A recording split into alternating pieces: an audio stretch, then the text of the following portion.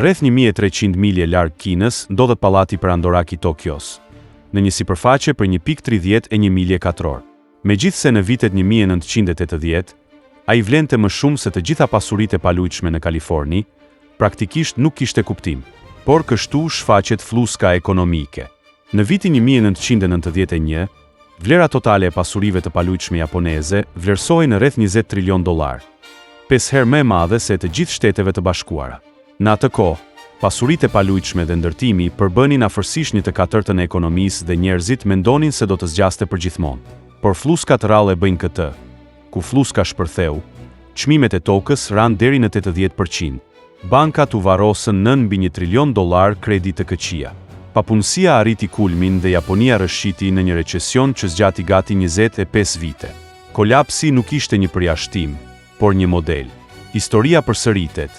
Vetëm vendet ndryshojnë dhe kështu ndryshon edhe brutaliteti i secilit version.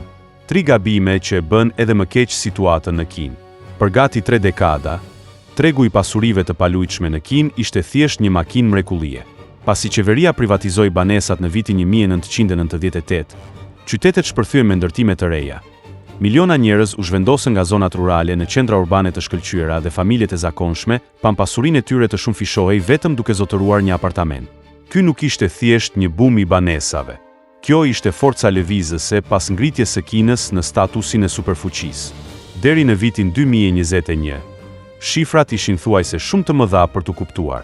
Pasuritë e palujshme dhe gjithçka që lidhej me to, fabrikat e qelikut, fabrikat e qimentos, prodhuesit e mobiljeve, bankat dhe kompanitë e ndërtimit, përbënin 25 deri në 30% të gjithë prodhimit të brendshëm të Kinës. Por ja pjesa ku çedon e gjitha. Familjet mesatare kineze kishin 60 deri në 70% të kursimeve të jetës së tyre të lidhura në prona. Më shumë se 2/3 i asaj që amerikanët mbajnë në pasuri të palujshme. Qeveritë vendore ishin edhe më të varura, duke thithur 40% të ardhurave të tyre vetëm nga shitja e të drejtave të tokës tek zhvilluesit. Por në vitin 2021, një nga bombat me sahat shpërtheu. Kjo ishte kriza Evergrande, ajo më e madhja. Njerëzit menduan se kriza filloi në vitin 2021. Por realiteti ishte se kushdo që punonte në sektor mund ta kishte identifikuar lehtësisht se çfarë do të ndodhte. Pasi gjithë sektori po drejtohej nga një mashtrim, por një mashtrim ligjor. Zhvilluesit kinez të pronave kishin drejtuar atë që në thelb ishte një skem piramidale ligjore. Ata shisnin apartamente që nuk ekzistonin ende, i fusin në xhep parat, i përdorin për të blerë më shumë tokë dhe pastaj e përsërisnin ciklin pafundësisht. Por problemi i vetëm me këtë model ishte se funksiononte për sa kohë që çmimet vazhdonin të rriteshin dhe bankat vazhdonin të jepnin hua, që do të thoshte se zhvilluesit po mbyteshin në borxhe. Por askush nuk interesoi. Por qeveria kineze më në fund vendosi të thotë, mjaft. Në gusht të vitit 2020, qeveria kineze doli me një test të quajtur politika e 3 vijave të kuqe. Kjo lëvizje e vetme i zhveshi të gjithë. Banka Popullore e Kinës dhe Ministria e Strehimit vendosën 3 rregulla të rrept financiar që zhvilluesit duhet i ndiqnin. Përndryshe do të përballeshin me pasoja. Së pari, raporti i aseteve ndaj detyrimeve duhet të jetë më i madh se 70%. Së dyti, raporti i borxhit neto ndaj kapitalit duhet të jetë më pak se 100%.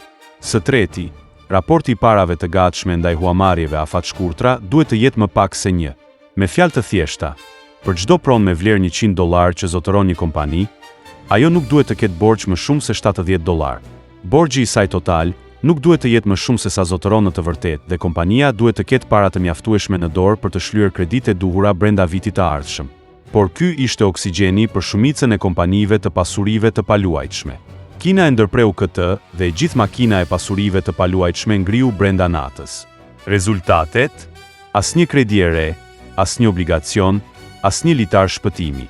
Qeveria donte t'i detyronte këto kompani të pastronin veprimet e tyre dhe të ndalonin së luajturi me parat e marra hua.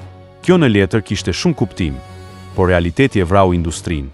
Ose do të thoshim se kjo ishte destinuar të ndodhte gjithsesi. Investitorët e huaj ndaluan plotësisht dhënien e kredive për zhvilluesit kinez. Bankat kineze u bën paranojake dhe u jepnin kredi vetëm kompanive shtetërore, ose projekteve që qeveria i miratonte posaçërisht, në atë që e quanin lista e bardhë. Qeveria e çau me sukses fluskën, por tani askush nuk donte të siguronte paratë e nevojshme për të mbajtur gjallë industrinë. Të gjithë fajsonin ose qeverinë ose kompaninë. por në realitet, fajtori ishte teoria e budallënjve të mëdhenj, që i prishi të gjitha. Ku çmimet e shtëpive filluan rënien e tyre të pamëshirshme në vitin 2022 dhe vazhduan të binin deri në vitin 2025. Diçka kritike u prish në mentalitetin kinez të investimeve. Për dekada të tëra, blerja e pronës konsiderohej lëvizja më e zgjuar që mund të bëje me paratë e tua. Kurse tani, e gjithë kjo logjik po shkërmoqi. Dhënia me qira e një apartamenti në qytetet më të mëdha të Kinës po jepte më pak se 2%. Por kjo nuk kishte kuptim për blerësit sepse obligacionet qeveritare më të sigurta paguanin po aq, ose më shumë me 0 përpjekje. Por dëmi i vërtet erdhi nga goditja e dytë. Çmimet e pronave po binin. Investitorët nuk po fitonin vetëm kthime të dobëta. Ata po humbisnin para në 2 fronte, në të njëjtën kohë. Për një periudhë shumë të gjatë, njerëzit blinin asete të mbivlerësuara jo sepse ishin të vlefshme, por sepse besonin se dikush tjetër do t'ua blinte më vonë me një çmim më të lartë. Në financë, kjo çmenduri ka një emër: teoria e budallajt të madh. Pra, a e kuptuan kinezët gabimin e tyre? Sigurisht që po, por a ndaluan plotësisht blerjen e pronave? Jo se ishin budallënj, por sepse kishin shpresa të mëdha nga legjenda e pasurive të paluajtshme. Ndërsa e gjithë industria po shpërbëhej, legjenda ende qëndronte në këmbë. Ajo quhej Vanka Company Limited, përveç personave të lidhur me të. Të gjithë besonin se kompania ishte shumë e madhe për t'u shembur. Ata kishin arsye të mira për ta besuar. Pasi për vite me radhë, Vanka u mbajt si standardi i artë i menaxhimit të përgjegjshëm në industrinë e konstruksionit. I vetmi zhvillues që investitorët mund t'i besonin edhe kur gjithçka tjetër po shpërbëhej. 3 arsye e bën kompaninë Vanka të preferuar në industrisë. Ajo kishte mbështetje të konsiderueshme nga Shenzhen Metro Group, një entitet shtetëror që mbante rreth 30% të kompanisë. Vetëm ky fakt i dha asaj shumë besueshmëri. Së dyti, ndryshe nga kolegët si Everand, ajo shmangu ndikimin ekstrem. Së fundmi, ajo u përqendrua në fluksin e qëndrueshëm të parave të gatshme, xhiro më të shpejt të projekteve dhe huamarrje të disiplinuar. Pra, Vanka duke se kishte një mburoj të padukshme, duke ruajtur atë nga kaosi që po i gëlltiste konkurrentët e saj. Pra, nëse Everand përfaqësonte gjithçka të pamatur dhe të mbivlerësuar në lidhje me bumin e pronave në Kinë, China Vanka supozohej të ishte e kundërta. Basti i sigurt, kompania që bënte gjithçka siç duhej.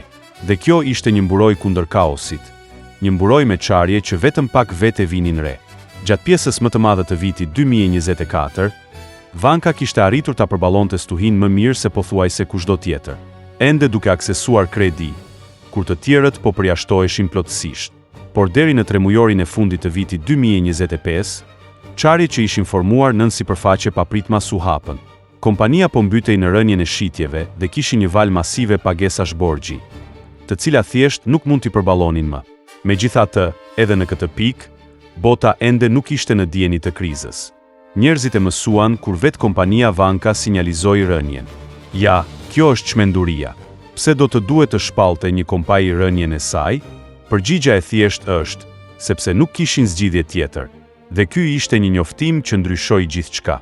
Në fund të nëntorit të vitit 2025, Vanka lëshoi një bombë, duke u kërkuar mbajtësve të obligacioneve leje për të vonuar shlyerjen e një obligacioni prej 2 miliard yuan, me vlerë rreth $283 milion, që duhet të paguaj më 15 dhjetor. Ata donin ta shtynin të gjithë pagesën, si principalin ashtu edhe interesin, me një vit të plot deri në vitin 2026. Ky nuk ishte ndonjë instrument i panjohur jashtë vendit. Ky ishte një obligacion vendas që investitorët kinezë mbanin dhe ishte hera e parë në historinë e kompanisë që Vanka kishte humbur ndonjëherë një afat pagese. Ajo që e bëri këtë krizë edhe më alarmante ishte se sa shpejt u përkeqësua situata e parave të gatshme të kompanisë. Deri në fund të qershorit të vitit 2025, kompania thuhet se kishte 69 miliard yuan në para të gatshme, por deri në fund të shtatorit, ky numër kishte rënë në 60 miliard, dhe një pjesë e madhe atyre parave të mbetura nuk ishte as të arritshme, sepse ishte të mbyllura në llogari të depozituara në nivel projekti. Do me thënë para nga parashitjet, që ligjërisht nuk mund të prekeshin për shlyerjen e borxhit në nivel korporate. S&P Global Ratings paralajmëroi se Vanka po përballej me një muj maturimi të obligacioneve që do të skadonin, ndërsa fluksi operativ i parave të gatshme pritej të bëhej negativ. Paniku i vërtet shpërtheu në momentin që ky lajm u bë publik. Kur lajmi u përhap, obligacionet e Vankas lëvizën në rënje të lirë. Një obligacion yuan me afat në mars 2027, që ishte tregtuar me 85 cent për yuan, ra në 40 cent deri në nëntor 2025. Aksionet e kompanisë të listuara në Hong Kong ranë në nivel rekord të ulët dhe aksionet e saj të listuara në Shenzhen ranë në nivele të pahasura që nga viti 2008. Qeveria e presidentit Xi Jinping ishte zotuar vazhdimisht për të zgjidhur problemin, por zgjidhjet po dështonin dhe një industri që dikur gjeneronte 1/3 e të gjithë prodhimit të brendshëm të Kinës vazhdonte të kishte vlerë në rënje.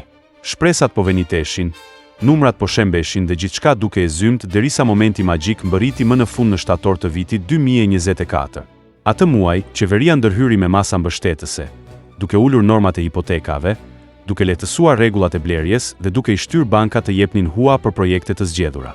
Kjo ngadalsoi për pak kohë rënjen dhe e bëri të dukej sikur tregu i pronave po stabilizoi. U dha blerësve dhe zhvilluesve një moment për të marrë frymë, por lehtësimi nuk zgjati. Deri në tetor të vitit 2025, shitjen nga 100 zhvilluesit më të mirë ranë me 41.9% krahasuar me një vit më parë, duke rënë në vetëm 253 miliard yuan. Është rënja më e madhe që kemi parë në muaj dhe po na tregon diçka të rëndësishme. Masat lehtësuese që qeveria ndërmori nuk po funksionojnë. Nëse shikoni pak më gjerë, do të vini re se gjatë gjithë vitit 2024, shitjet e banesave të reja në të gjithë Kinën arritën në 14% më pak se një vit më parë. Por ja ku është çështja. Kjo nuk është një krizë e papritur.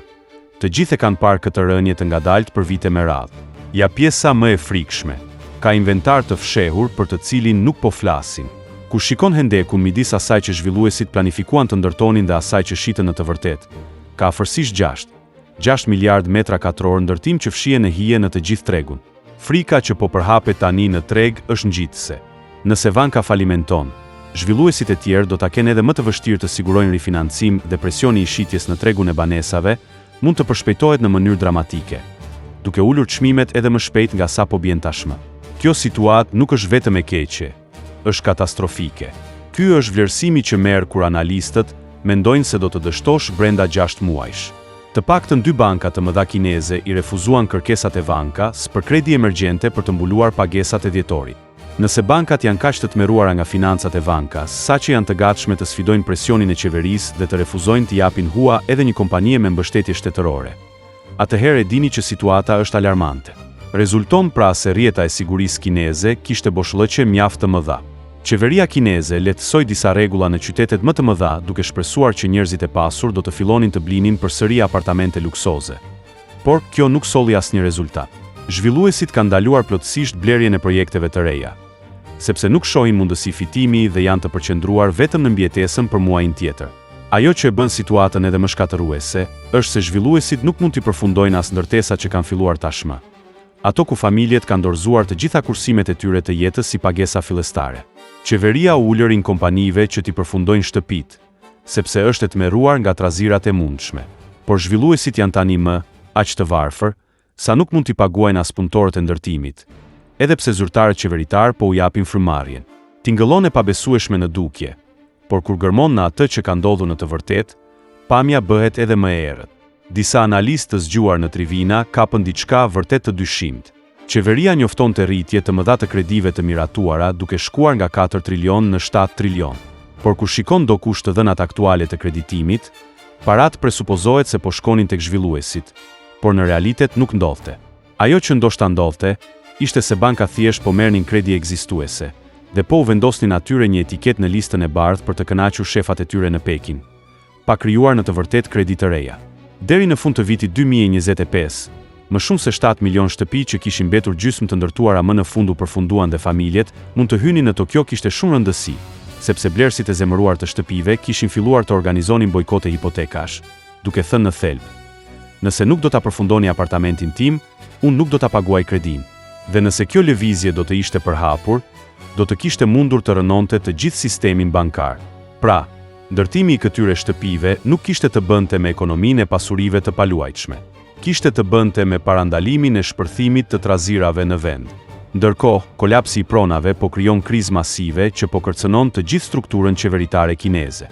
Kur tregu i pronave u shemb, shitjet e tokës ra me 16% në vitin 2024, dhe papritmas të gjitha ato para të marra hua nuk kishin asnjë burim të ardhurash për t'i shlyer. Kështu që Pekini u bërtham shpërthimi, por të cilit ju dha shpëtimin në nëntor të vitit 2025, mes një pakete prej rreth 10 trilion yuan. Të gjitha kishin për qëllim parandalimin e falimentimit të qeverive vendore dhe krijimin e një krize borxhi sovran. Pastaj hodhën edhe 4 trilion yuan të tjerë në obligacione speciale të shtrira gjatë 5 viteve. Nëse gjithçka do të funksionojë sipas planit, do ta zvoglojnë borxhin e fshehur nga mbi 14 trilion në 2 trilion deri në vitin 2028. Por ja çfarë është në të vërtetë kjo? Ky nuk është stimul. Nuk ishin para që po futeshin në ekonomi për t'i bërë njerëzit të shpenzonin ose të blinin përsëri shtëpi. Ky ishte një sistem hidraulik i pastër financiar. Zhvendosja e borxhit nga mjetet e llogarive të dyshimta në librat zyrtar ku regulatorët mund ta shihnin dhe ta menaxhonin siç duhet. Kjo ndaloi kërcënimin e menjëhershëm të kolapsit sistemik, sigurisht, por nuk bëri asgjë për të zgjidhur problemin aktual, i cili është se askush në Kinë nuk dëshiron të blejë më pronë, sepse kanë parë çmimet të bien për 3 vite rresht dhe nuk besojnë se do të ketë kthim. Besimi i konsumatorit ka rënë. Njerëzit janë të tmerruar për humbjen e vendeve të punës, veçanërisht në sektorin e ndërtimit, për humbjen e pasurisë të paluajtshme apo financave. Çfarë po bëjnë tani? Askush nuk po shpenzon, që do të thotë se bizneset nuk mund të shesin asgjë, që do të thotë se nuk mund të punësojnë, gjë që i bën njerëzit të kursejnë edhe më shumë. Kjo e ka shtyrë Kinën drejt deflacionit të vërtetë. Çmimet në thelb nuk po rriten dhe çmimet e fabrikave po bien. Sapo deflacioni të zërë vend, është jashtëzakonisht e vështirë të thyhet, sepse njerëzit thjesht presin që gjërat të bëhen më të lira, që do të thotë më pak shpenzime, gjë që detyron më shumë ulje çmimesh dhe spirala vazhdon të ushqehet me vetveten.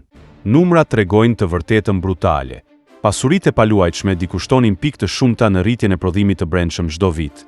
Tani po e zvarit në mënyrë aktive rritjen. FMI vlerëson se ky kolaps mund të heqë plot 2% nga rritja potenciale e Kinës në të ardhmen. Pekini vazhdon të synojë një rritje prej 5% dhe po shtyn jashtëzakonisht fort për automjetet elektrike, bateritë dhe panelet diellore për të kompensuar. Por nuk mund ta zëvendësosh një industri që ishte 1/4 e të gjithë ekonomisë me disa sektore eksporti. Matematika thjesht nuk funksionon. Qeveria kineze po hedh miliarda në problemin e tyre të tregut të pronave dhe nuk po jep rezultat. Numrat tregojnë një histori mjaft tronditëse.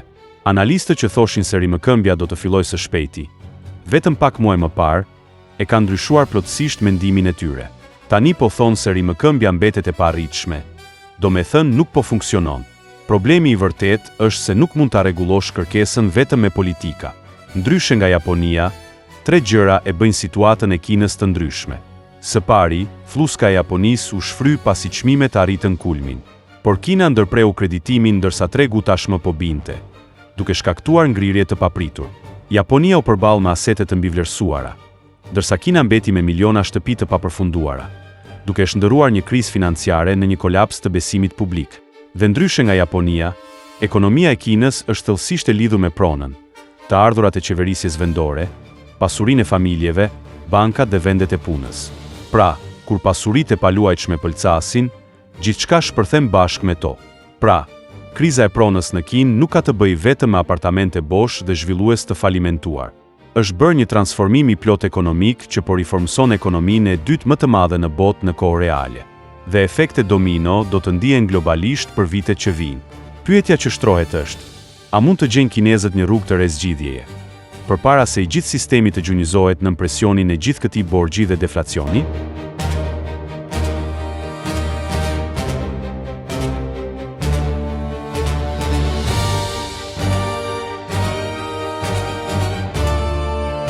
Mast Channel. Please subscribe.